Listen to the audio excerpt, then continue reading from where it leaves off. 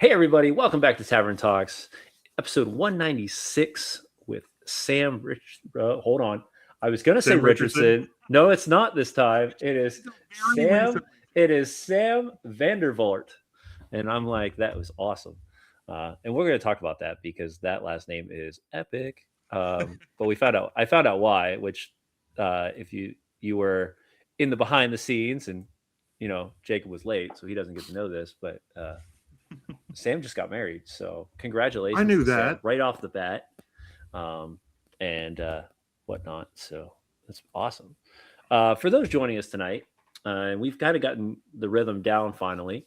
The program is built into three different sections. The first section is the interview. The second section is what we call the monster attacks, and then the third section is happy hour, where the audience is able to ask those questions. And we kind of break those down, giving just a breakdown of who they are, and then we find out really cool ideas of how to use a monster. And we've come up with some crazy ideas. In all honesty, it's been one of my favorite parts of this year's interview set show.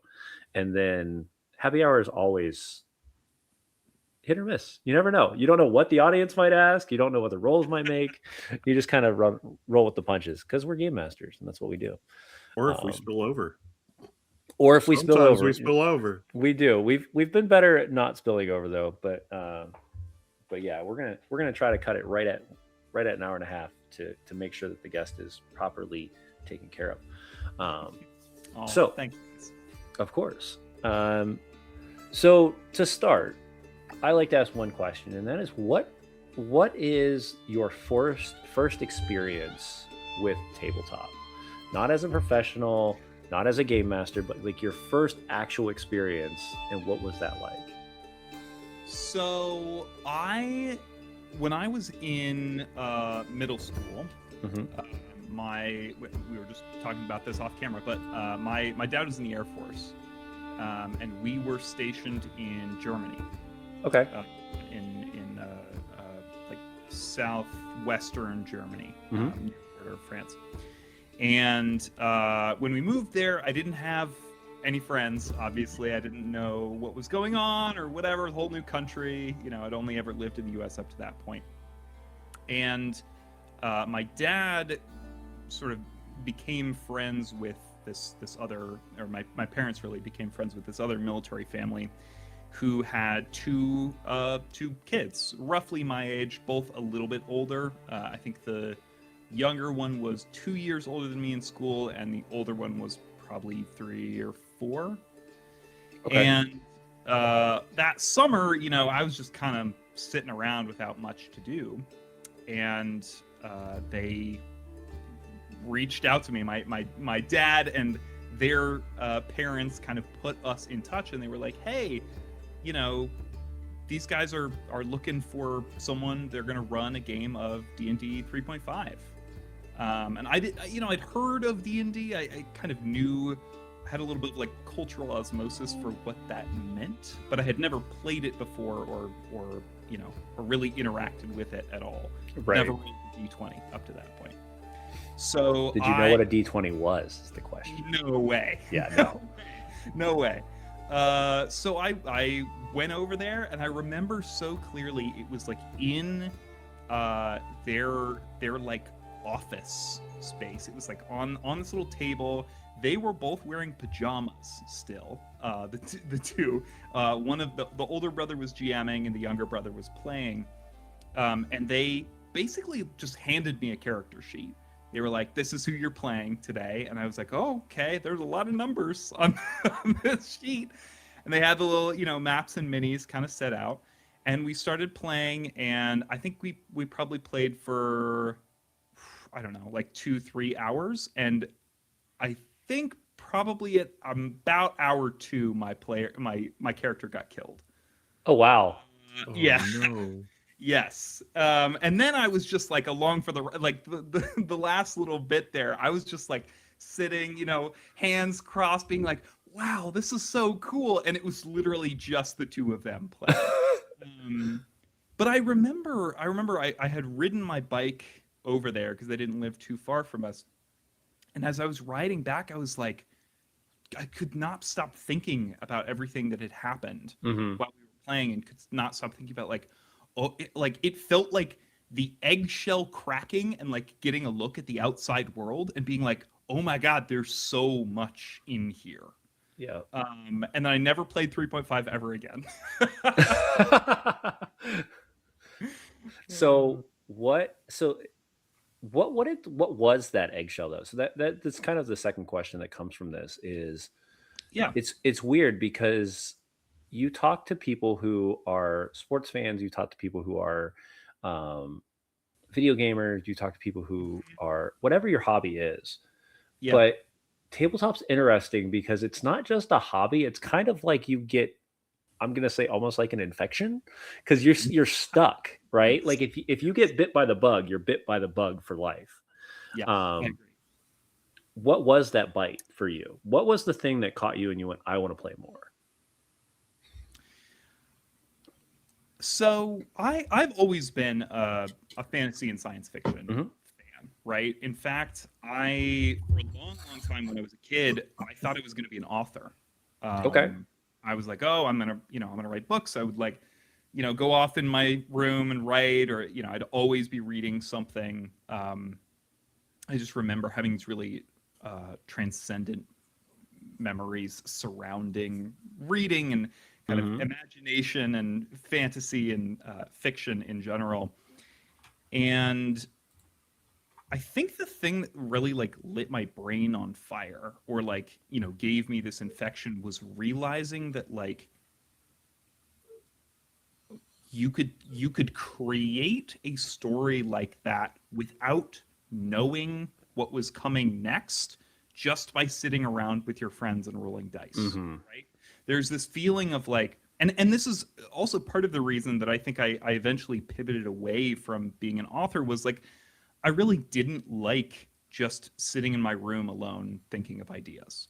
Like that's not the part of creativity and of creative practice that I really enjoy when it comes down to it. The thing I like is sitting in a room with other creative, talented people and being like, what if we did this? What if we like tried to do this? Or what if we, oh my God, what if that character did this? Or that character, oh my God, well we could and it all snowballs and kind of builds on each other. And that's what tabletop games are. Like Right. still at their At their essence, actual it core. Yeah, is that's exactly what yeah, they it's are. it's a snowball of creativity. It's, the GM may come in with something that is, oh, you all meet in the tavern and you got to go kill the dragon in the cave, and then one of the players accidentally knocks a cart over, Right.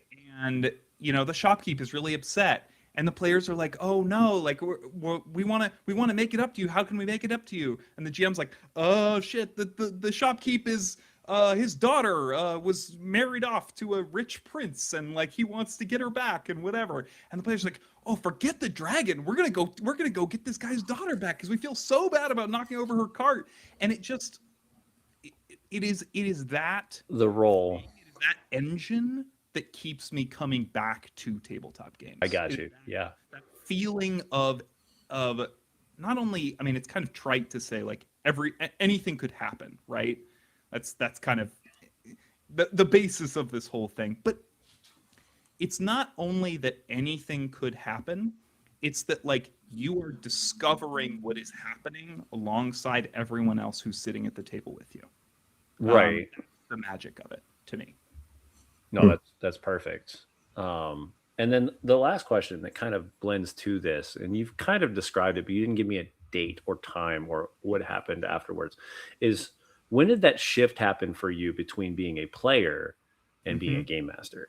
Because that is a shift that a lot of people either are going to take very quickly or they're scared of it. And we're trying to understand why people become worried or concerned about taking on that role. Hmm. So I have a pet theory about creative people. Okay. I'm not sure that this is true of everyone, but I find it to be true of me, and I've spoken to other people who have also found this to be true. I think if you are a creative person, you can only absorb so much of like a creative practice without feeling the urge to try it yourself, right? Like you can only listen to much music before you're like, well, maybe I can make a song. Well, I'm gonna try.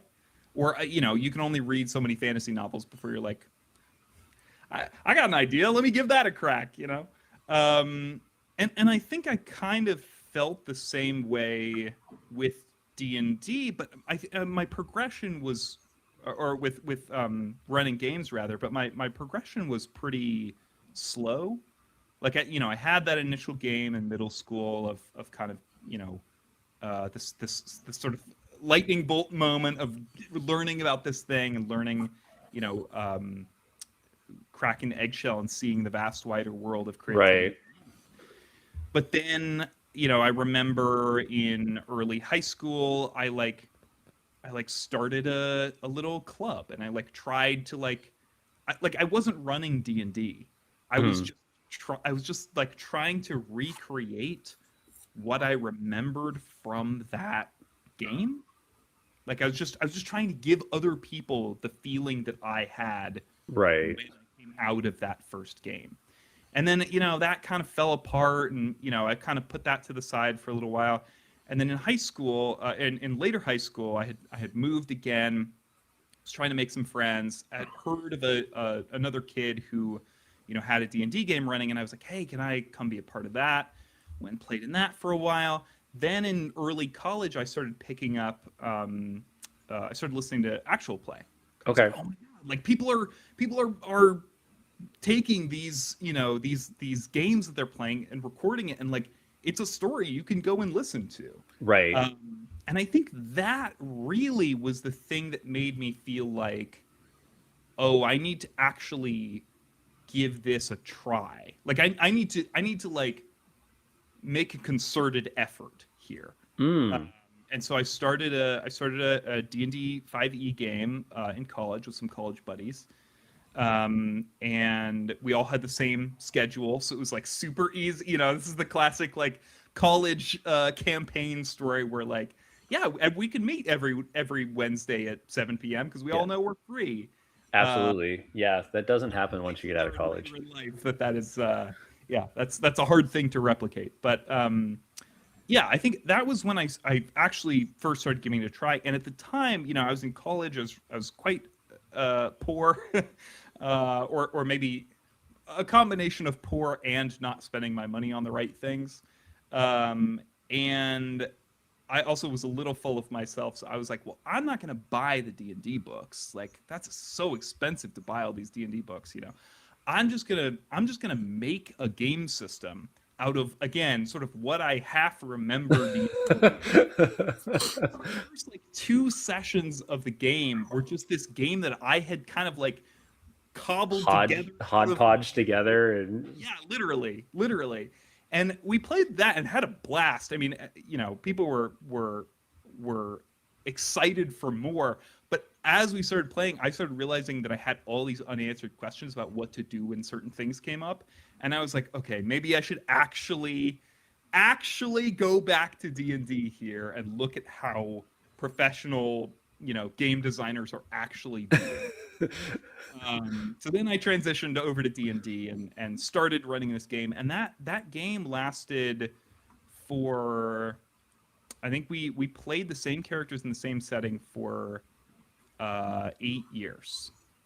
After that, sporadic, as we got out of college, more sporadically and stuff, but it really, yeah, it lasted a long time, and that was kind of my first step into okay, I'm going to design a campaign. I'm going to Mhm. design encounters. I'm going to build dungeons and bring in character backstories and really do the actual work of being a GM, at least for something like D&D. But yeah, up to that point had kind of been this slow build of, oh, maybe I'm going to dabble here, maybe I'm going to do a little bit of that, maybe I'm going to try to recreate this memory that I had, um, all again sort of snowballing into, okay, Right. I need to do this. Yeah. No, I mean that's an awesome story in a really cool way of understanding everything. Um, Yeah, we wonder sometimes because you hear all those stories of like, oh, all you need is a piece of paper and some friends. And like, yeah, yes, However, Yeah. there are reasons why we have rules for things. Yeah. Um, I mean, it really gave me a deep appreciation for rules, mhm. for like how how much work it is to design a system that accounts for things. You know what I mean? That is both flexible enough to allow for players to go off and do whatever they want, and strict enough so that whenever you encounter a situation, there is like something to do that isn't just the game master being like, yeah, I guess you unlock that door. I don't know what you would roll for that. So yeah, sure. Yeah, Yeah. yeah, and I think I think you start seeing that breakdown as you start to get closer and closer to rules light games where it's like very limited rules, but you're still able to understand these are the dice I need to roll. This is how I need to do anything, and then you just kind of grab and piece together how each one of those things would work. Well, Um, that's kind of the that was my next evolution. When I started running D&D, like many people, I was under the mistaken impression that D&D was tabletop games. That right, anything that existed out there was just some version of D&D, and that was the only kind of thing there was to play. And I listen, I love D&D. There's lots of amazing stuff you can do with D&D.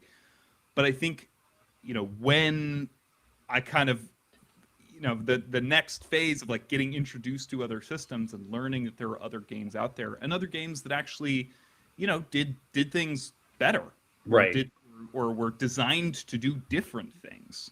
That was a real turning point for me as well. Absolutely. Yeah. And I'm going to kind of do that real quick because I'm going to bring up your start playing about games because there are quite a few games that you've ran. Some of these I've never even heard of, and I've been around for a minute, so that's Hey, let me terrifying. know. I'm happy to. I'm happy to dive into any of these. What are you Yeah. running So right like now? experience running. So we've got 5e Daggerheart, we've got Monster of the Week, Beam Saber. I've never heard of. We're going to come back to Oh my that. god! Oh, you gotta play Beam Saber. Yeah, we're going to come back to that in a second. Kids on Bikes, Kids on Brooms, Monster Hearts, Icarus, Alice is Missing, The Ground Itself. Haven't heard of that one. And then Blades in the Dark, Quiet Year, Dungeon World, Good Society, and others. But yeah, those are the two I've never heard of. And I have a collection, and Jacob has a collection. So We gotta get y'all into a Beam Saber game. that Uh, I'm always down for something new. Like don't tempt me with a good time. so Uh, Beam Saber, the quick pitch. Beam yeah. Saber is a Forged in the Dark, which is a games that are based on the tool set of Blades in the Dark, Okay. uh, mech game. So it is, yeah, yeah. It's so good. It's so good. Y'all got to play this if you haven't played it. Yeah. There are, similar to Blades in the Dark, where you have stress and harm for your character. Hmm.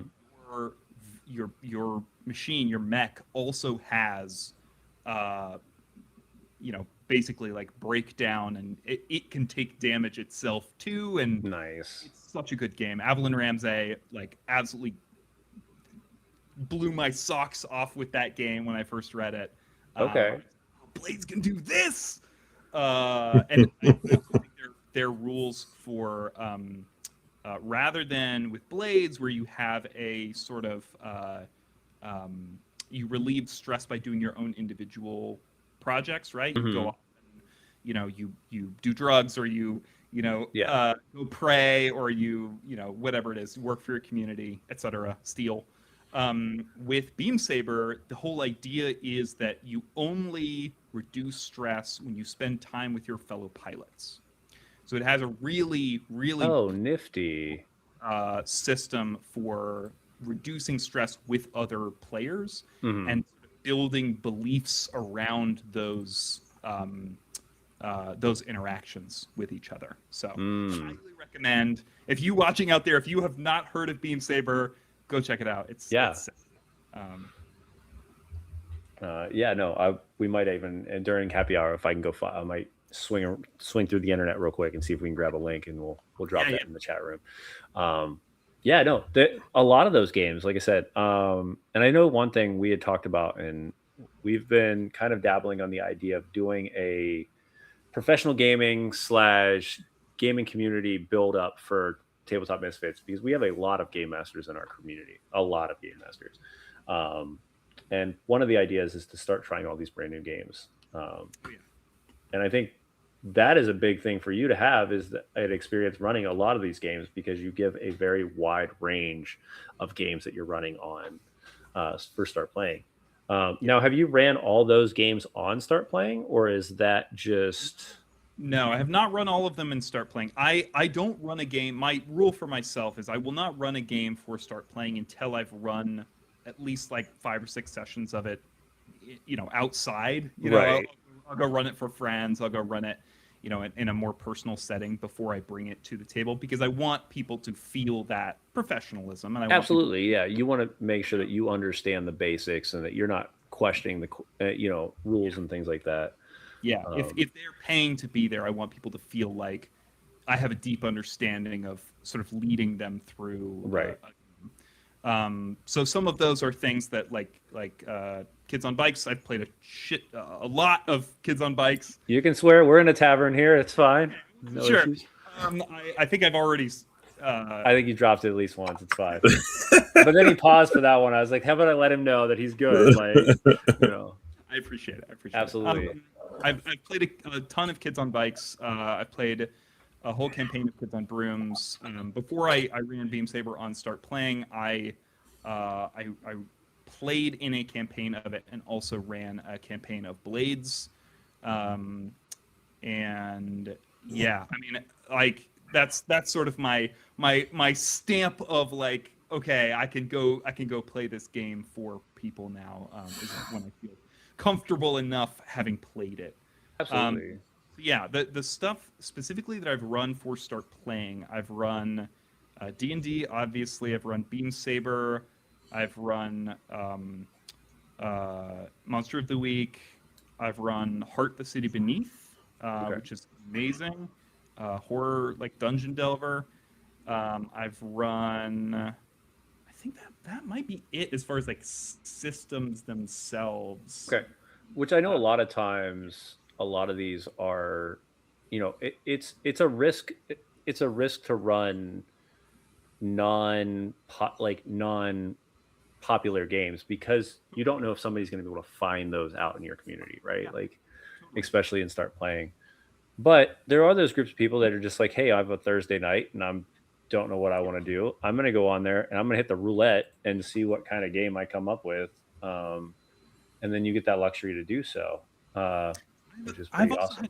people specifically be like, "Oh, like when I was running the Heart campaign, Mhm. I had a player join who was like, "Oh my God, this was like one of 2 Heart campaigns that was posted on Start Playing." And I heard about this game on, I think they heard about it on Quinn's Quest, Mhm. and they were like, "Oh my God, I really want to play this game." So they went to Start Playing to see if anyone was running it, and it was literally like me and another person, and I was the only one in the time that they could do. So they were like, Right. "Hell yeah!" And they actually brought on, I think, 2 of their friends That's because they were awesome. excited about running it and kind of got people on board. We had a blast with that campaign. That's a fun one. That's a good tight little system right there. That will take you some places. Yeah.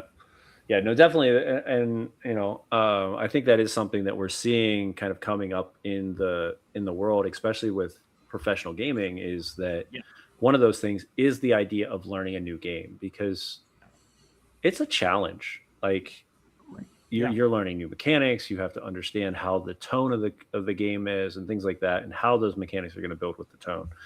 yeah, Um, one of the ones we learned this year was I mean, we've done a bunch of we did Candela, we did Power Rangers this year. We're working on a Pendragon campaign right now. So we're in a lot of different strange mechanic based games.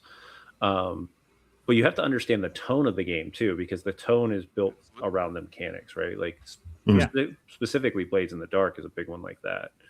There's things built in strictly to make you feel like it's supposed to be that type of game.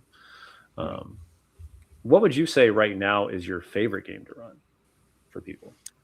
The game I always come back to whenever anybody asks me this question is Monster of the Week. Okay. That is like that is my little like genre love. Hmm.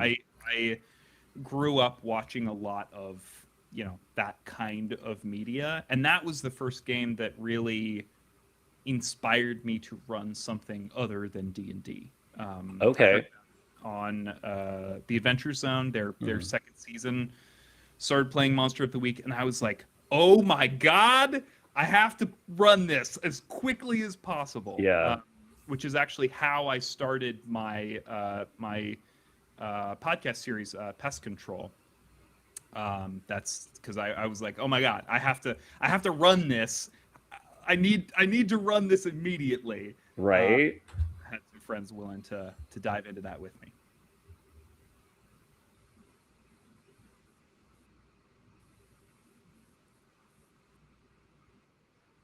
Yeah. So a neat thing then is like for those who don't know what Monster of the Week is, kind of give people an idea of what that game is because a lot of people Sure. don't know what that game is. Yeah, yeah. So Monster of the Week is a Powered by the Apocalypse game, which means it is based on a rule set that was popularized by um, the oh god, Apocalypse World Hmm. is the name of the game by Vincent and McGay Baker, I think. Um, and it's based around a pretty hyper simplistic rule set. So anything you are rolling for in the game, you are rolling two six-sided die, and then you're adding one of your attributes typically. Hmm. So, you might try to uh, run away from the thing that is chasing you, and you might roll, two six-sided die plus your cool score to try to act under pressure. And the thing I really love about that system is like it really gets out of the way in terms of telling the story. It is specifically a like story forward game, right? It Yeah. is in that kind of like second wave of tabletop games of narrative first kind of stuff. And Monster of the Week specifically is built to emulate shows like X Files, like Buffy the Vampire Slayer, like Supernatural, all of that kind of stuff. It's built to kind of, be about these secretive hunters who are trying to take down, monsters that are living just below everyone else's perception. Right. And it has playbooks that emulate, you know, Mulder and Scully, and emulate, Buffy, and all of these kind of different archetypes that you would see throughout, um, a monster of the week TV show or Right. movie. Yeah. Yeah. Yeah. No, I think Monster of the Week is such a cool idea. Yeah, I've only played like one or two, so I haven't played a ton of Monster of the Week, and I really enjoyed what I did though because it's one of those few games where you can pick it up, you can play it, you can put it back down, and then you can pick it up 6 months from now and play it, and you didn't really miss a story unless somebody is really writing a very heavy back end story of it, right? yeah, Because they're built episodically in most cases.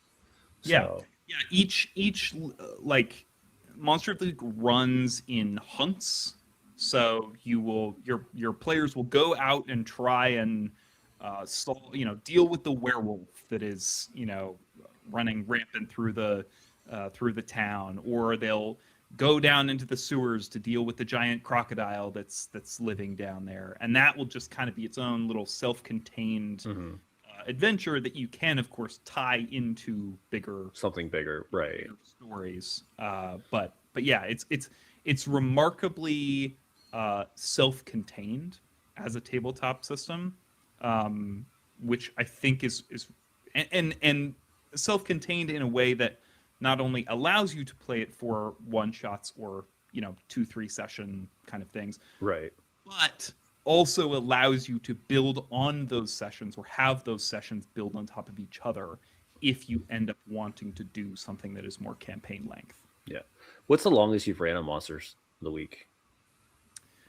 So for pest control, I think we ended up between seasons 1, 2, and the shortened part of 3 that we ran. I think we ran 70 episodes, Okay. something like that, between all of those. And that was an ongoing story across all 70 then. Yeah, each season was set in the same world, but following different characters. So season Okay. one follows, a couple of characters, and then season two kind of deals with the consequences of what those characters did. Hmm. Different characters, and similarly with season three. Nice. Awesome.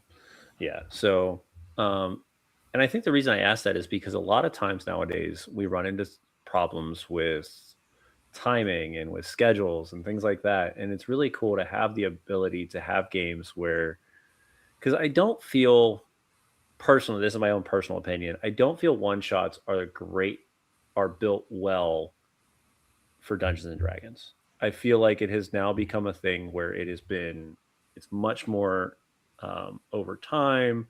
You're building a story, you're trying to get the characters involved. Yeah. You're going to build a very simplistic story for Dungeons and Dragons, where I think there are games like Monsters of the Week. Um, I know there's a couple other ones that I've even let's see, Monsters of the Week, some Vampire, even any of the Borgs. All those are really good games for Yeah. 1 to 5 episode sessions, and then you're good. You kind of move on. You're like, okay, I've done this cool story, and then I can kind of push it away. Yeah, I don't think you get to see what makes D&D in one session, or it's Yeah. very difficult to. Not that you can't do it. There's obviously people that are out there doing it, and doing it at a very high level, but I think it's quite difficult to see the ways in which D&D gets its hooks in people Mhm. just with one session, or with only 2 or 3 even. Yeah. Well, with that, we're gonna find out the monster is going to attack. Hell yeah! Bring it on! I'm ready. Awesome. All right. So tonight the monster attacks. And what monster is attacking tonight? What are we talking about tonight, Sam? The monster that is attacking tonight, the monster that I have brought for you all, is the Leviathan. The Leviathan. Now, for those that have been playing games for many years, the Leviathan isn't something you see every day. So we are going to have to kind of break this down a little bit, because I don't even think I've used a Leviathan more than like once, and I've been playing for over 20 years. So I'm like, I don't use this thing very often.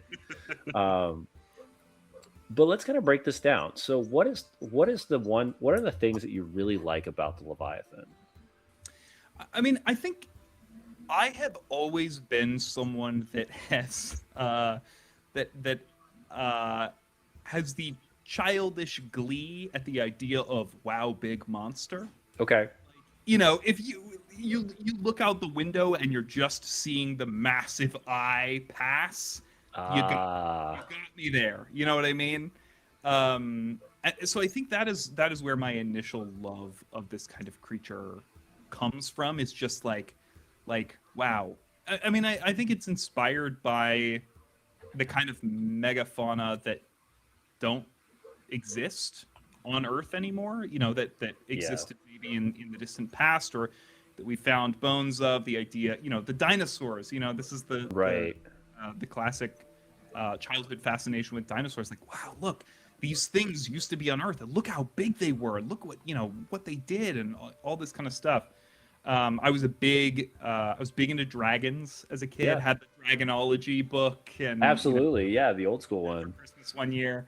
And I remember, I don't remember where it's from. I think it was one of those like ology books, but there is a specific image of a Leviathan that I always come back to from when I was a kid. That was this like, they kind of had the full color, or the full page illustration of the thing, and it would like talk about the thing on the other page. And all of the other ones were like, oh, it's a cool thing, and here it is kind of in its environment. And the Leviathan one was just the whole like middle section of the page was just this massive head, basically just portion of its head, where you could just see one eye kind of looking back at you, and you could kind of see some, fronds and barnacles Yeah. coming off of it. And then there was, I think, like in the foreground, a whale for perspective, like a whale kind of, tiny in frame as the Right. thing washed by it here. So whatever we do with it here, I want to emphasize its scale. I want to emphasize, this is a thing that is a mile long, 2 miles long, something that has other creatures, skittering around on its skin, whole Ah. ecosystems that are just a part of it itself, and something that, in some ways is a walking or a swimming, in this case, natural disaster, right? Like, Yeah. this is a thing that is thinking, that is feeling, and that can say, hey, I don't like you, and I'm gonna fuck up your shit. I'm gonna fuck up your whole shit. Yeah, absolutely. I think it's really cool, and you brought up some really cool ideas on it because the Leviathan, because of its massive size, Yeah. is its own environment. It's its own ecosystem. It's its own dungeon, Yeah. both inside and outside. Because you can think about like if this Leviathan is going through the water and just devouring Mhm. ships after ships, what does that look like inside it? What are you dealing with? Oh my And god. The fucking black market inside of the Leviathan's gut goes crazy. It goes like crazy. There's people doing shit you've never seen down there. absolutely 100%. You've got people digging into what seems to be just similar to like a mine, but it's just the things they eat, right? And Yeah. um and because you can't, there's probably no sunlight down there. There has to be a way that they're doing some sort of illumination. Right. uh Well, it's whale fat. They're burning whale fat candles. yeah. Oh, You I know what mean, yeah, just Yeah.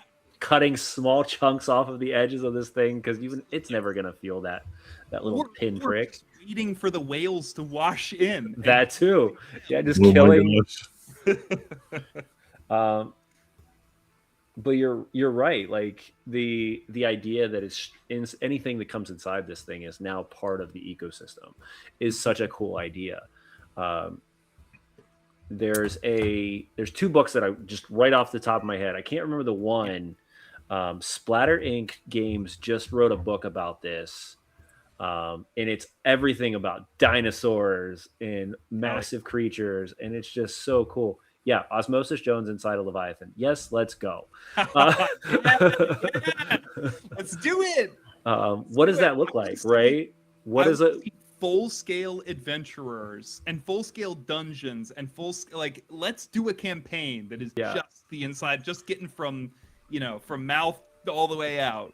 yeah. Uh, Or better yet, can you imagine not telling a party and start them inside of the yeah, Leviathan? And yeah. then it's like episode, or when they're getting close to like level 10, level 11, they see this Mhm. bright light and they realize that it's just the mouth opening that they can see out now. Oh my Like, god. I mean, you're like, you fall asleep in the ship's, cabin, and the six of you get a very good night's rest that night.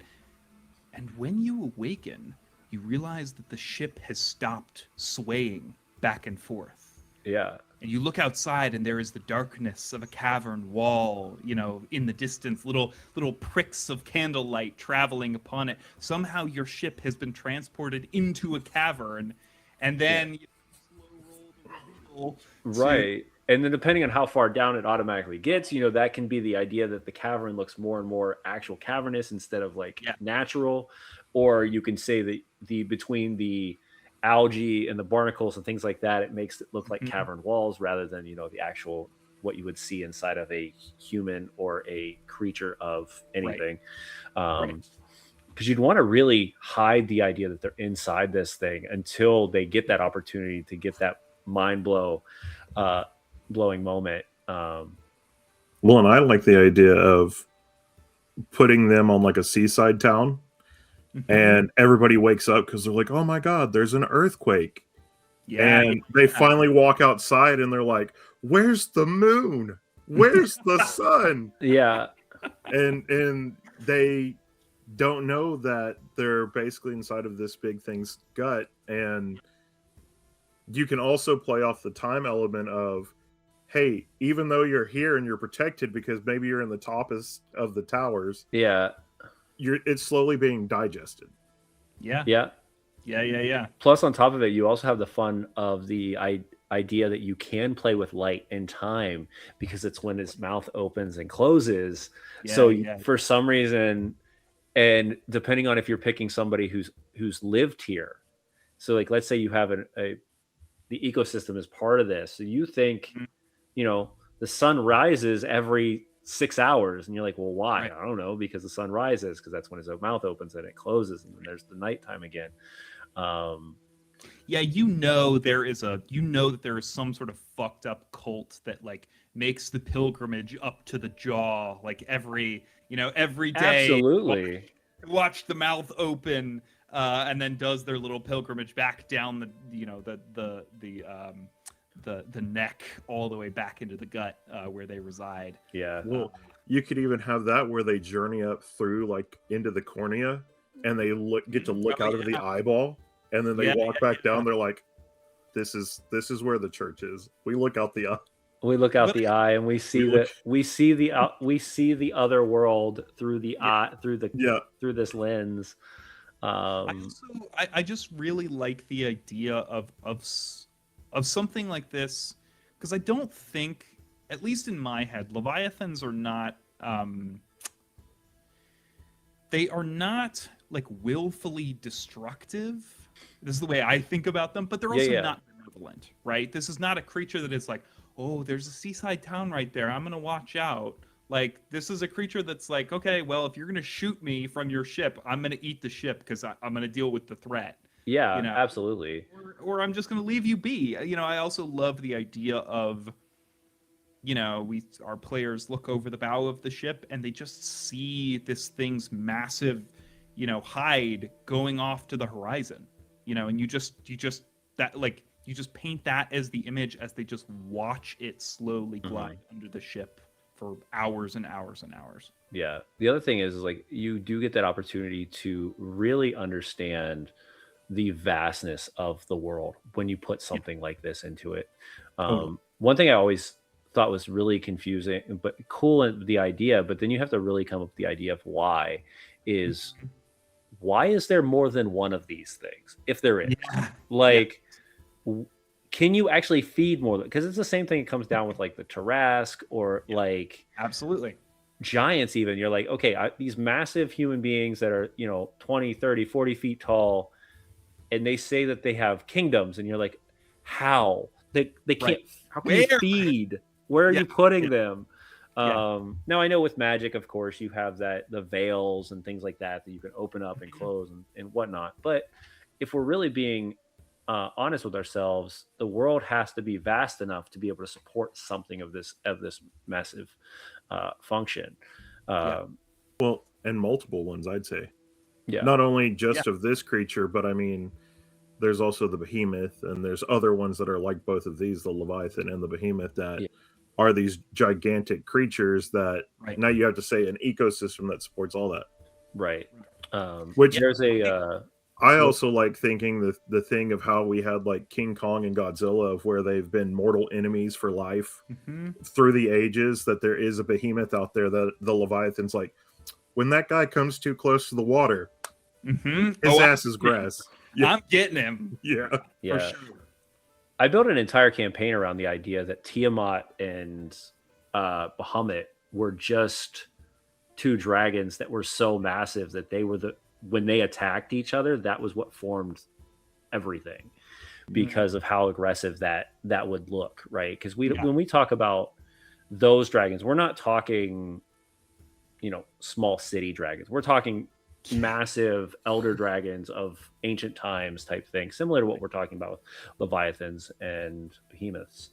I think those are really cool ideas that we've built in.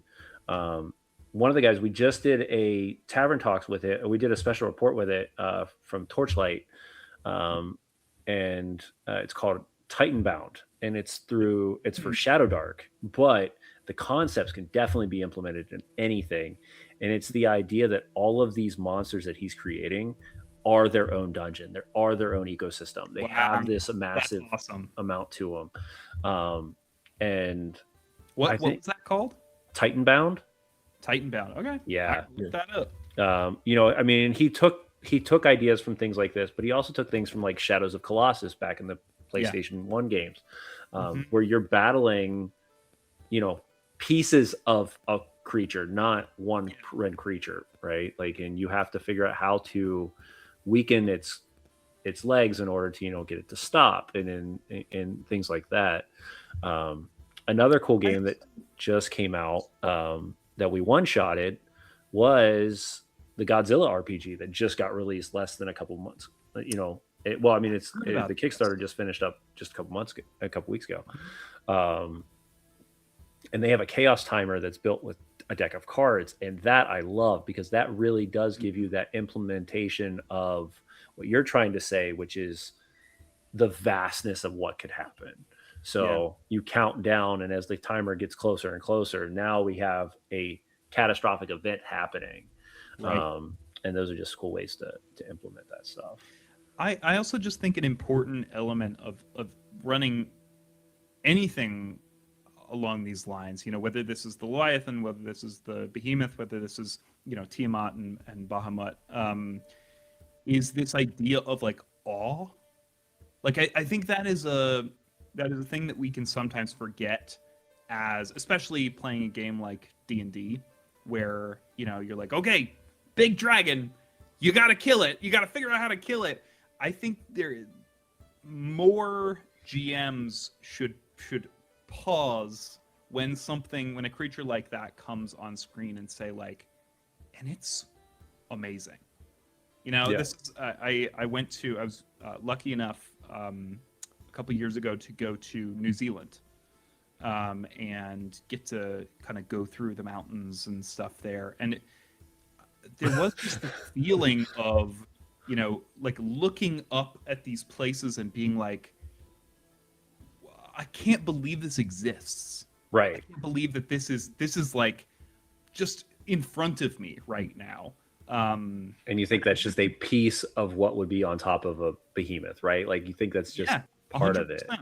And the creature itself, I think I feel a similar way, like I was saying earlier, about like dinosaurs, about blue whales, about elephants, just this feeling of like, oh my God, like I can't believe this exists. I'm getting to kind of witness this exist. So players, actually, I'm gonna talk to you. Lean into the awe in front of your dungeon master. Yeah. I think that gives us that opportunity, though, is building that setting around the idea that the awe is the purpose of what you're looking at. It's not you're not the group of heroes that you don't want them to attack this. You want them to just experience this moment. Yeah. And sometimes you have to make it larger than life to make that make sense. If I'm on a boat adventure and I'm heading to the next city, and I've been on the boat for 3 days now, and then I look to my left and there's a mountain in the water that's slowly moving. Yeah. Like, I'm not going to go attack that. I'm just not. Well, and I like that you say that too. And kind of going off of what Sam said in the book, for creatures like this, like the Leviathan and everything, I love the aspect of you never get the entire thing. Mm-hmm. You see the eyeball. Yep. You may see like something that represents a fin. We don't know if it looks like the Korean movie The Host, mm-hmm. where it's like this conglomeration of frog and fish and octopus and all this other. You never know, but you also get the aspect too that I would love in a game if you're playing it and they go, oh man, we just killed the behemoth and it's like Moby Dick, and then they go, no, you killed a whale. You haven't killed this thing yet. Yeah, it would eat that. Yeah. And you're like, you mean there's something bigger out there? Yes. Yeah, you see that island over Yeah. there that's slowly approaching? Yeah. Although That's thinking what of we're looking for. thinking about that, circling back to this idea, if we had like a monstro well that swallowed the party, and then the Leviathan swallowed the monstro well, and they get out, It's they get monster out, and they're like, it seems done- like the best part.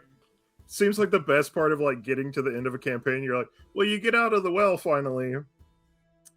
Oh shit, you're in this thing, and they're Yeah. just like, Yeah, I think it's funny you say that because it's a concept that they made. I'm going to grab this creature real quick just to kind of give that idea. Yeah, do it. Right. So this is a Tarrasque. My bookshelf was about to collapse for a second. That's fine. So this is a Tarrasque, Yeah. right? And this is one of the really nasty looking ones that have all these spikes and stuff.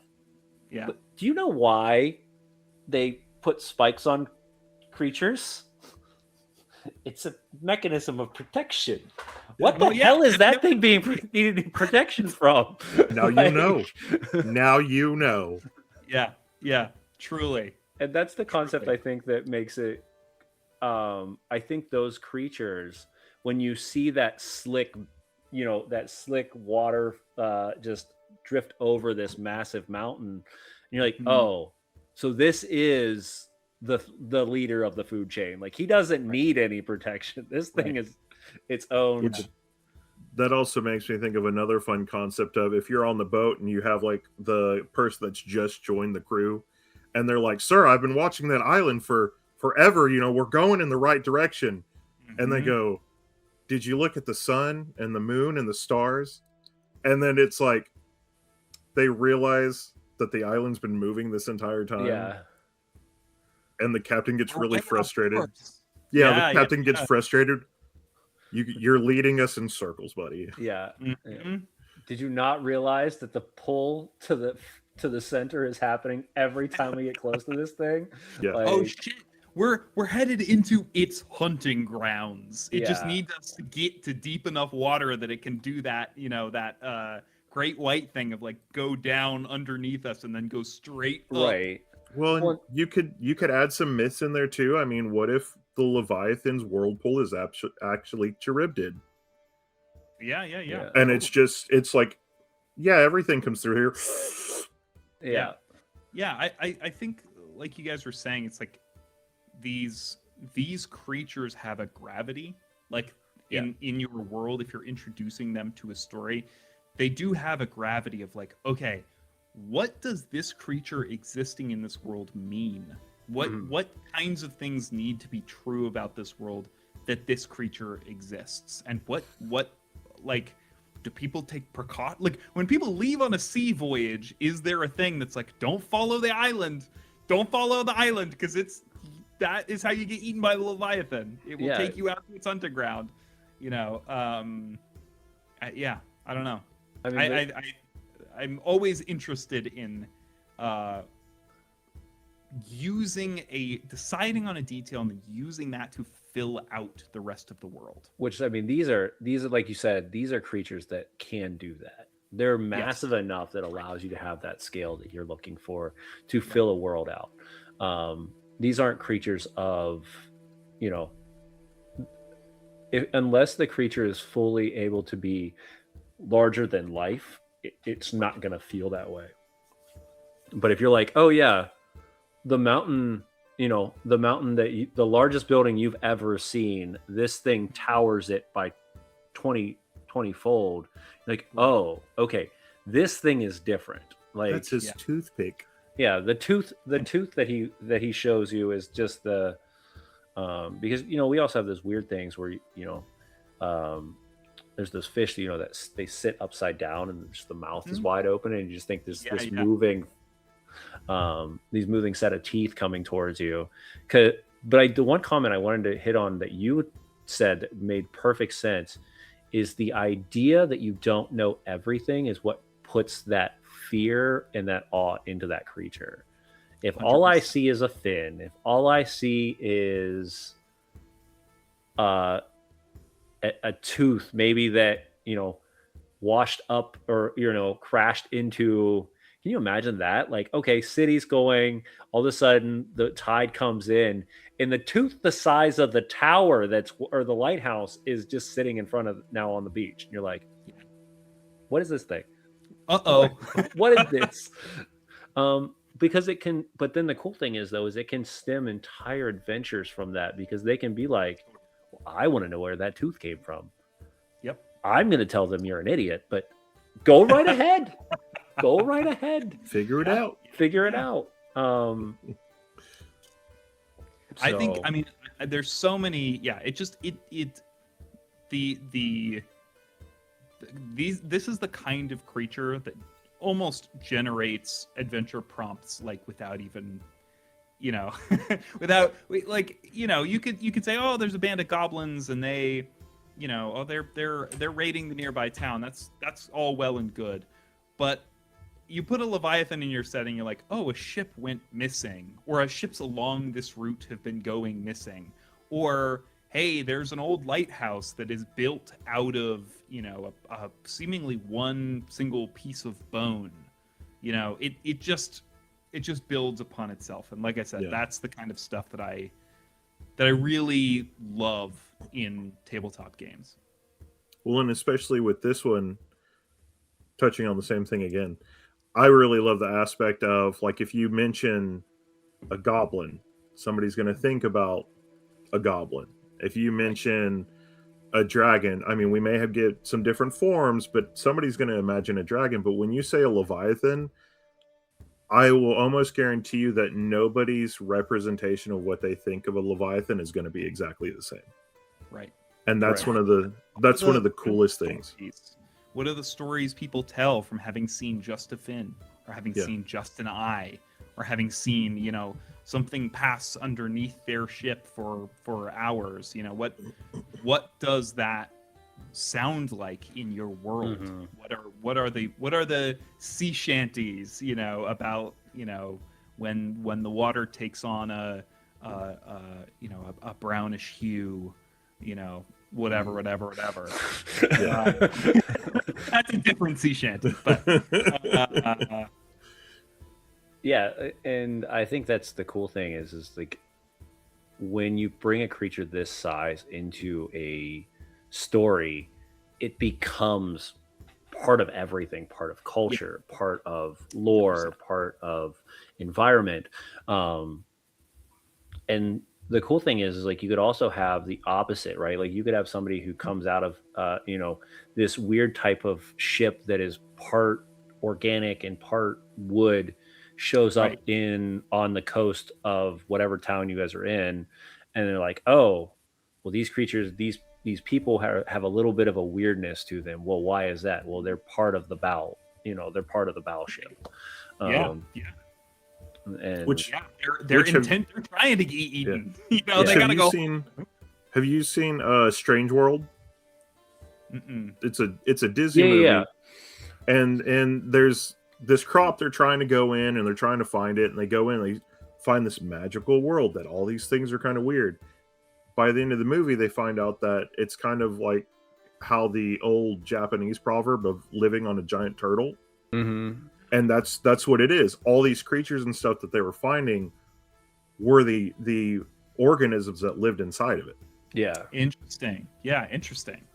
Yeah, I mean, you go back to the old way of Discworld, right? Like, you've got the turtle that sits on top of the world, that sits on then the elephants that sit on top of that, and then they hold the disc. It's a very weird concept, but you think about it, those are those ideas that we're looking for when it comes to a Leviathan or a behemoth, is not the idea that this creature is dangerous or this creature is understood. This is something much larger than that.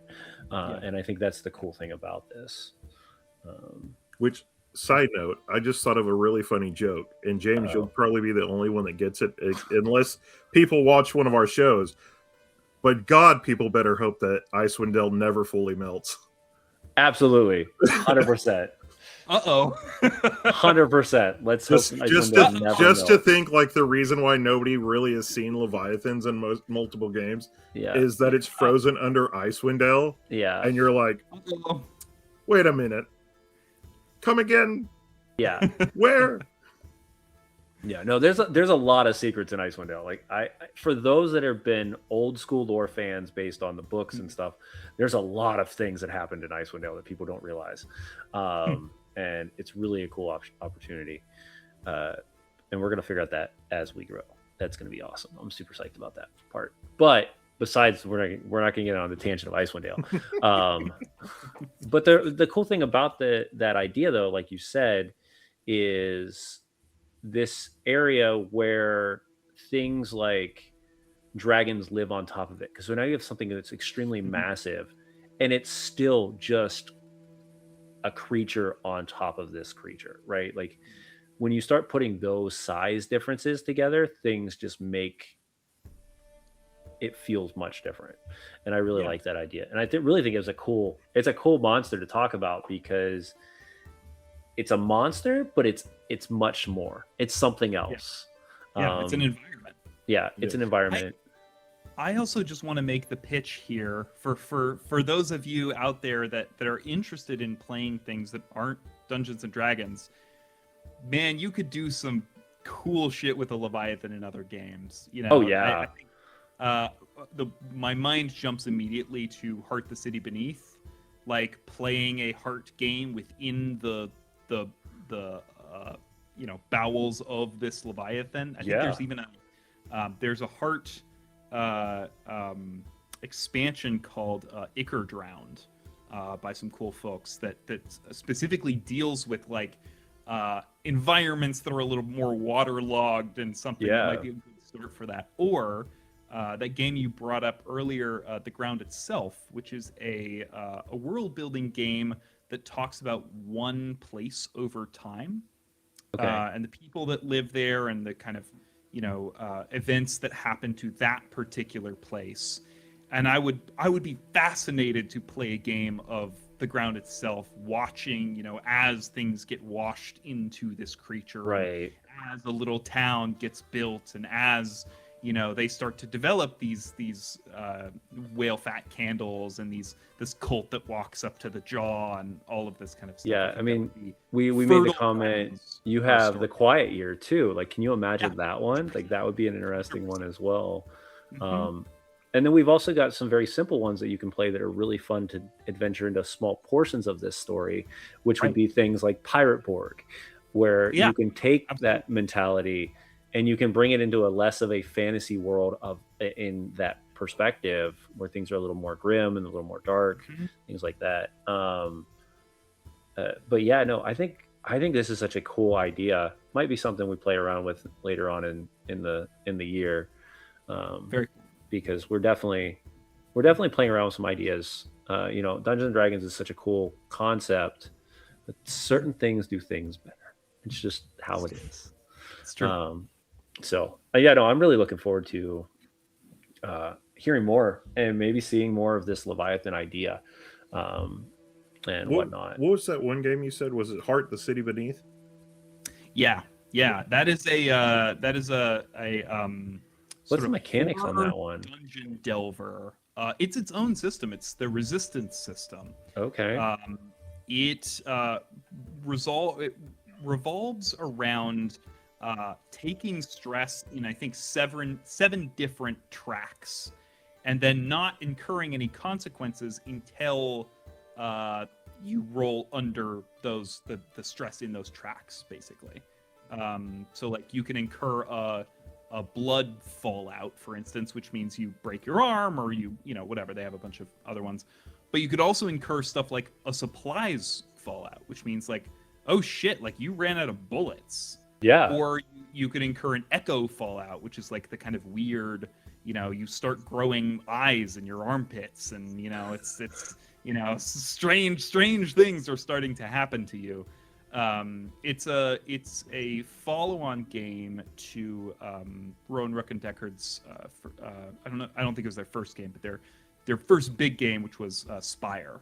Okay. And it is about the the dregs beneath the spire, basically. And actually specifically, there's a mechanic in that game that I love, that I would love to work into something else someday, or just get to play more Heart, frankly, which are called beats. And this is basically your way of leveling up in that game, where you take specific things you want your character to try and do, right? So the one I always think of is there's a beat of like kick someone off of a tall tower.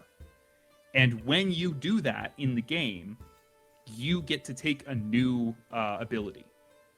So there's minor beats where you get a new minor ability, and there's major beats where you get a new major ability, and then there are zenith beats, which are essentially your way of saying, I'm done with this character now. Oh. When you fulfill that zenith beat, you get to do something like game breaking, something incredible. You know, a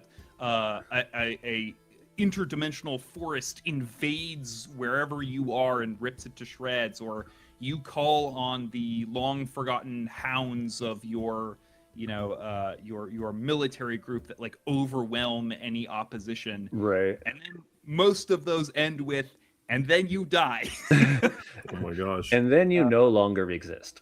It's a great system. I really love it. I've not gotten to run it as much as I would like, honestly. So highly recommend.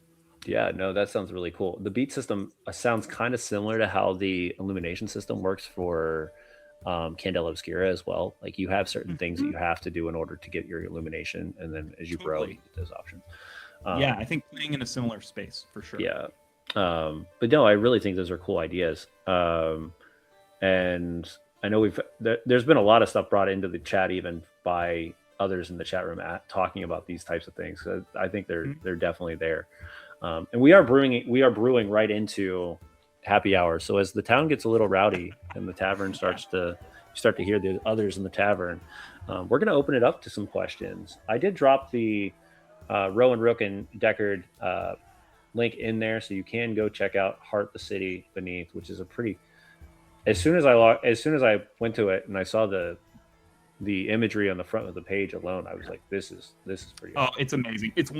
I think it is one of the tabletop games with my favorite illustrations. They really go hard, like all the way through the book. Nice. So if you need another reason to buy it.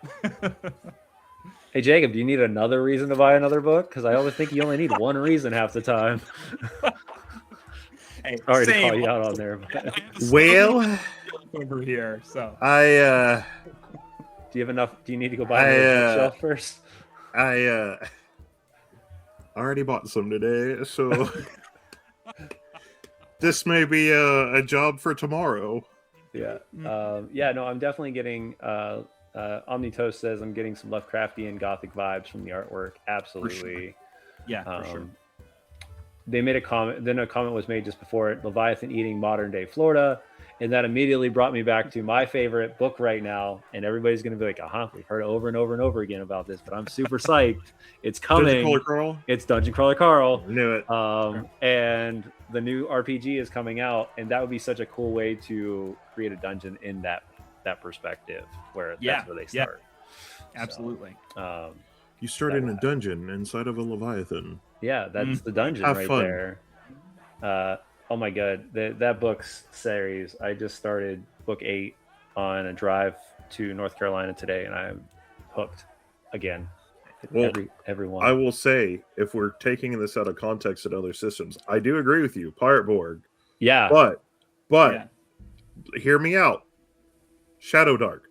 Oh, absolutely. Torches mean even more. Yeah, torches mean even more. Yeah, absolutely. No, that's why I said Titanbound is Shadow Dark based. So we can literally spin it. If you wanted to like kind of play with it, where the Leviathan was like one of these ancient dragons as well. Yeah. One of my favorite movies is Reign of Fire. Yeah. And they actually make their own liquid to do the stuff. Yeah. And if you have your torch, it's like, hey, I also need you to roll if one of these little things falls from and completely ignites your torch. Yeah. Nasty things right there. Yeah. if I missed a question in here, please make sure that you drop the question again. We don't keep complete track of the audience chat until after happy hour starts because I can't keep up with that much. My ADHD kicks in and it's game over. But yeah, um, we're seeing more cards being added to tabletop. I see it as a positive, but what are some opinions on how they function and what do they add or subtract? So yeah, card games are being added more and more to tabletop games. Um, what are your opinions? Do you think they benefit? Do you think they kind of take away? What's your I thoughts think on that? so. If we're talking about card games specifically, I think card games are an interesting engine for tabletop games. Mm. I've seen some indie stuff that uses rules from like poker or whatever, Yeah, yeah. blackjack or whatever, to kind of run the engine of a story. I think that's really interesting. I'm always in favor of like trying to find new and interesting ways to develop a story. There's a game that is just finished crowdfunding that I'm so excited about right now called Realis. I'm not sure if y'all are familiar. This is it's by Austin Walker, who is the GM for Friends at the Table, which is an actual play show. And Realis is built around sentences. That is the game's method of resolution. You can have stronger or weaker sentences. Okay. The way that they have managed to do that is so interesting. It is essentially you start with a character who has a couple of sentences, like for example, the one they always use is when they're talking about it, or that he uses when he's talking about it, is "I always kill my enemy." Like you might have that sentence, "I always kill my enemy." That's Right. a +0 sentence. So, if you're going up against somebody, you can say, well, I'm going to invoke "I always kill my enemy," and I'm just going to win this fight. And then as you continue to use those sentences, and as you continue to grow as a character, you level up those sentences by narrowing them. So instead of "I always kill my enemy," it might become "I always kill my enemy at night," or "I always kill my enemy with the help of my friends," or "I always kill my enemy, when they are a member of my, the enemy faction," whatever. Right. And now that's a more powerful sentence, but it's also a narrower sentence that is So you can only harder. utilize it as not as often and Yes. whatnot. That is cool. That is really neat. It's so cool. It's really interesting. I think people are doing like very interesting stuff with things like that.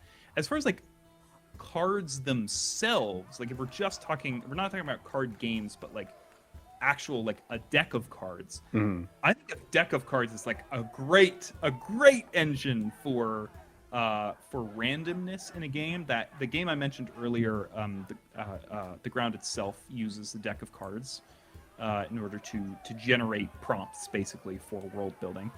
But I've also used a deck of cards in. I recently played 7-Part Pact, which is it's the new game from Jay Dragon, who did Wander Home and Yazeba's Bed and Breakfast and some other stuff, and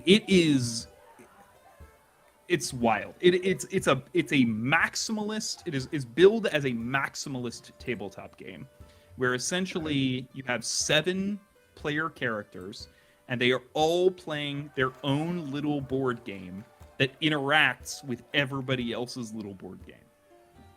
Oh my gosh. So, yeah, and you Wow. can see how this might quickly spiral.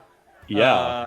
One wizard might try to solve a problem on their island, and that might cause a huge problem for somebody else that then tries to fix it, and that causes a problem for a third person, and whatever. I had a lot of fun with that. That game uses cards for a couple of the different board game systems in a way that I thought was really smart and really interesting. And also, I think cards as a mechanic is good because it's something almost everybody understands. It's very ubiquitous knowledge. Yeah. Which I think is almost always a good platform for to build upon. Right, They're and all you also like, have them. Like, you know. like if I want to, Right, everybody has them. Yeah. Yep. yeah, Exactly. Well, and here's the funny thing: you guys say that. So I have this, and this is a little bag that I have that has a couple of just little D6s and cards in it yeah, There you go. for basically these indie games up here, because they all have a deck of cards to do choices or to Yep. do a radio show or something like that, Right. and a set of D6s or a set of just the full 6 set of dice. right, And so that's what that little bag is for me. Like, I'll carry it around if I'm trying to learn or just play an indie game and not really go, I really want to dive into Shadow Dark and really conquer the rules of this. Because those ones Right. are, it's all self-contained, Right. 16 pages maybe at the most. And that's really all you need is a deck of cards, a pencil, maybe a sheet of paper, and a couple dice. absolutely. And I think that's really cool idea too, because like this D6s and cards are so easy to have laying around the house, between Yahtzee, Absolutely. between Absolutely. poker. There are those games that you have that you're like, hey mom, I need a deck of cards. Hey dad, I need a deck of cards. I need some dice. I mean, I can literally go between Monopoly, Risk. I mean, a couple of different card games and or dice games, and you have how many ever dice you need, right? Yeah.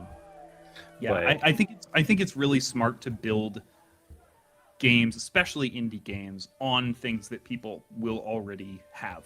You know, the D6s, the deck of cards. I think that's I personally, to answer this person's question, to answer your question, Omnitos, I think it's very smart and cool that people are doing that, and I look forward to, I look forward to seeing the next wave of games that uses like, shoelaces or something to. Which to are they resolve. talking more like Shadow Dark or not Shadow Dark?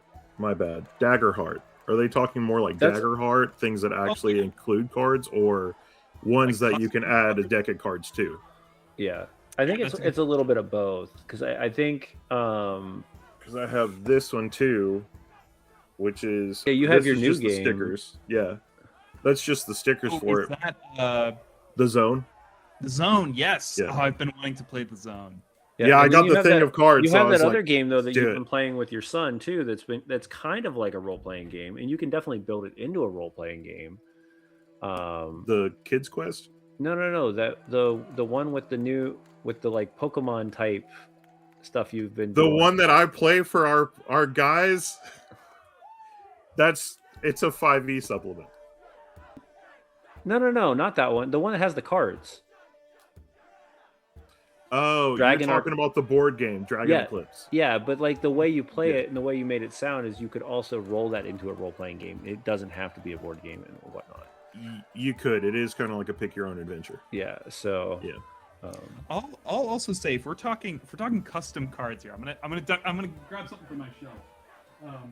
We're talking about custom cards. So this is a game that I think it's an excellent tabletop game in and of itself, but I have also found that it is a absolutely incredible supplement to other tabletop games, and that is Spindle Wheel.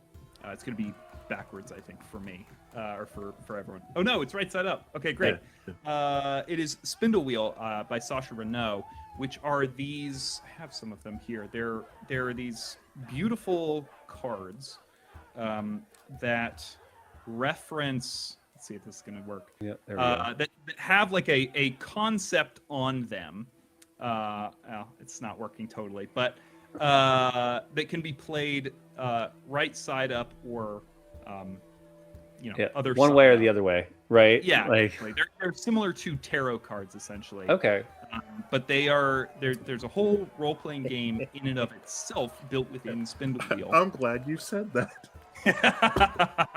but also, I ran a home game of Heart the City Beneath, where I basically gave everyone one of these cards right at the beginning of the game as a sort of fortune about what was to come for them. I had them like essentially run into a sort of prophetic NPC who kind of Okay. gave them each one of these cards. And man, it was such an interesting thing watching them sort of decide whether or not they were going to align themselves with that prediction or actively fight against it. You know, if the one I just showed here is the Peacekeeper card, you know, the idea of getting that card and being like, okay, well, my fortune says I'm going to be a peacekeeper eventually. Right. So maybe I'll try to follow that. Or maybe I'm going to say, fuck you. I'm going to do my own thing. I'm going to be a chaos agent.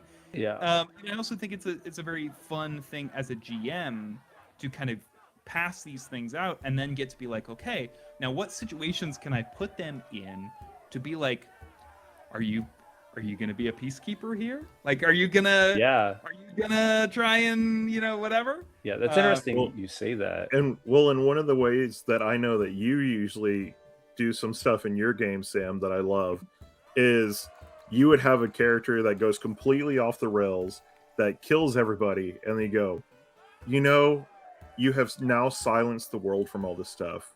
It is peaceful. You have now become and just twist it on its head like, you only thought you were going to get away from this. Yeah, right. But I think it's interesting we say that because it is a concept that they've been using for, I mean, this is used in mostly any divination type mentality anyways, is Right. the idea that the brain will attract to something. So if you believe in tarot cards or you believe in divine cards or you believe in runes, most of the time your brain is going to then direct you in a direction that makes sense to what you've earned. Yeah. We are pattern-seeking creatures. Yes, absolutely, 100%. That brings us to another question, which is another interesting one coming up. But before we do that, I'm going to go back to my original statement that I was going to make. Is My bad. that is a cool concept that they added to Pendragon, which is the idea that the emotion has an alternate, and you can see which version of you is going to be in any emotion. So if you have energetic or lazy, you roll on whatever you're higher in. And then if you fail that, you have to roll on your lower one. And if you succeed that, then you're actually being lazy or energetic, depending on how it is. It's definitely a cool concept. Omnitoast is our questionnaire tonight, and I'm loving it. He's got some good stuff. Tabletops with proprietary apps are coming. Built-in soundboards, quick references, maybe even QR codes for online pictures and videos. I think we're going to see technology take a huge step in this space, or a more accessible level also. I mean, proprietary apps are already here.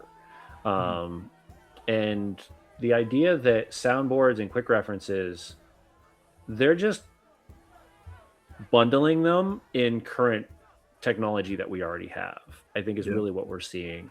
For instance, Roll20 just had an integration with Demiplane, so now you're able to implement things like Vampire the Masquerade and like Candela Obscura and things like that. A lot of your gaming systems that are becoming more popular are instantly being ported over to a VTT of some sort to make things like calculations easier to pick up, or mechanics to be able to have some sort of like actual visual to them so you understand what's happening, and things like that. What's your thoughts on that, Sam? Especially as a professional game master, what kind of these apps and tools do you use at your game? Yeah, you know, it's interesting. I am, you know, before when we were doing the pre production for this, y'all sent me a couple things that might come up during this interview, and one of them was like, oh, bring what things you use for running games to the table. And you know, I was thinking about it, and I was like, to be honest with you, I really am a theater of the mind guy. Like that is where I am most comfortable. I have dabbled in, you know, Roll20 and VTTs and all that kind of stuff, soundboards and you know, music libraries and all kinds of stuff along those lines. But I am I'm a little bit of a Luddite when it comes to running my games.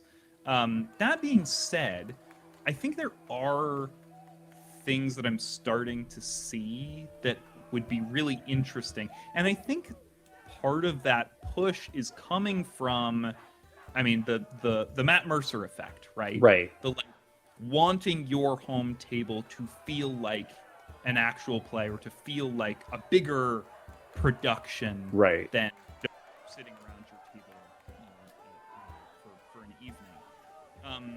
And I'm all for that. Like anything that you have that you're using to better immerse your players, or to make sure that everybody understands what's happening and where it's happening. I think all of those things are basically as useful as they are to your players. You know what I mean? Like, I think if they're helpful for your players, for making sure that your players feel immersed, or making sure that your players understand, what's happening in the game, then I think they're great tools. The thing I will say is, like, I think especially GMs just starting out with all of this stuff available, and I certainly felt this way even back when I started GMing. There can be this feeling of like, oh, if I don't have these things, then I can't be a good GM, or I can't immerse my players, or like people are going to be expecting more or whatever. And there certainly are players, of course, that expect, that level of production, or Right. want that production at their table. But if I can twist this just a little bit, the thing I would say, especially for those of you out there that are GMs that are or players who are starting out, or or maybe you just want to get a table together, is like, those are all great things. Those are all great tools. But the best tool you have for your table is one everybody carries around in the skull. You know what I mean? Absolutely. It's your brain and your mouth. Those two things will get you really far, and paying attention to like what it is your players want, what it is that is getting them immersed. Yeah. When you do something and everybody at the table leans in, or sits up, or stops looking at their phone, that is the stuff that you need to remember and file away, and that you can bring out in your toolkit again and again and again and again, to make sure that everybody's having a good time. Yeah. Now, again, that is not to say I think all of these apps and stuff, like, there's been some cool stuff. I even have started using Obsidian, which is just a note kind of organizational tool for making sure that my have that too. campaigns are organized. I love it, other than the fact that anytime I put an image in there, it builds another link to that thing, and that pisses me off. I'm like, I'm done with this. I have that same feeling. Fix that. Obsidian, hear that. Fix that. I don't put images in it. That's Yeah.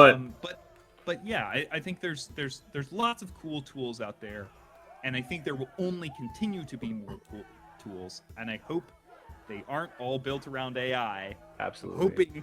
I'm hoping there's some that are just, made by humans for the love of the game here. But I think you should only use them in furtherance of your players having a good time at the table. Don't feel beholden to using that stuff, Absolutely. just because it's out there. And also, I want to remind people that we see all these crazy things like live plays and these massive productions that go off on a Coliseum stage and stuff like that. You have to remember that the table you're playing is the table you're playing. Yep. And the only people that care are the 6 people or 5 people or whoever's around your table. And that is who you make. That's where you have the fun at. And you also, I think the other important thing to remember is, like, all that pressure you don't need to have. Actual play is a broad medium. There's lots of different ways to do it. But speaking for myself, I edit the shit out of my games. Like, I will cut stuff or rearrange stuff slightly to make the best version of the story that I'm telling. I'll record pickups so that things are clearer. When you're listening to an actual play or you're watching something, you have to think about the fact that there is work that is going into that you are probably not seeing there on the screen or in your earphones. Yeah. That there is stuff, there's editing, or there is additional pre-production meetings, or there is world building, or there is intensive character creation to make sure things fit the world. Yeah. That like maybe you don't want to do for your table, or maybe you don't have access to do for your table, and are not like. I think I would be careful, people, especially those who are starting out, of comparing your home game to an actual play, because that is there's a lot of work that goes into making an actual play sound and feel and look like an actual play. Absolutely, 100%. And another thing I try to tell people is, especially those, because I do feel I feel that the idea comes from professional gaming and stuff like that, and the idea of, like you said, the Mercer effect. You have to bring in background knowledge to understand what that looks like. 100%. Mercer has been doing acting for years and years and years. Not to mention that every single person at his table is a professional actor. So you're not going to see that same experience at your table, not even if everybody else at that table was actors and your game master was an actor. You're not going to see that experience because you're not going to understand the cues as a general person to understand how to balance that out. You might, but it's rarer compared to somebody who's had that professional training. Sure. Well, and what you can see, yes, is the joy on your player's face when you do something for them. Absolutely. When you say, oh my God, that detail of your backstory, I'm bringing it back in. Here's that NPC that killed your parents. Like those are the things you should strive for, and those are the things that are available to every table. Absolutely. Or as a player, when you give your DM the O face, where they're like, "How did you do that?" Yes. Yeah. But to add to what both you guys have already said, it is just a tool. There is a tool for every situation. Mm-hmm. Yes, you can open a door with a mace instead of a rogue kit. Yeah, or a key. But it's not always the same if you don't know that, and you don't have a good grounding to make that happen. Right. Yeah, and that's true. And with that, this was our talk tonight. I know you and I had talked earlier that you have we want to make sure we stay conscious of your time. And this was a fantastic conversation. We had a lot of good talks between live and how things are working in the world that you build, and then some really good questions from the audience. So this was a very, very wonderful interview. And I appreciate your time. Jacob, of course, always here to hang out with me here in the tavern. And real quick, we're going to drop in, if you haven't seen it already, the guest link was dropped in the chat room just a couple minutes ago. Go check him out. He's on Blue Sky. He's got his own website. He's over at startplaying.games. So go check out Sam. Is there anything last minute you want to say before we close out for the evening? Yeah, absolutely. So I have a new, speaking of actual play, things you should not compare yourself to. Although, I'm a small fish. I have a new show coming out. It is called Genre Space. It debuts on June 7th. And it is a sci-fi anthology actual play that will feature basically short campaigns, roughly like 20-ish episode campaigns, featuring some of your favorite tabletop folks online, and playing new games, but all set within the same world. Okay. Our first campaign is called Death of the Magnate. It is a cyberpunk revenge story about a group of people that were imprisoned on an asteroid mining colony and have since returned to Earth to try and ruin the man that put them all there. Nice. I have put a lot of hard work into this new show. Hopefully it shows.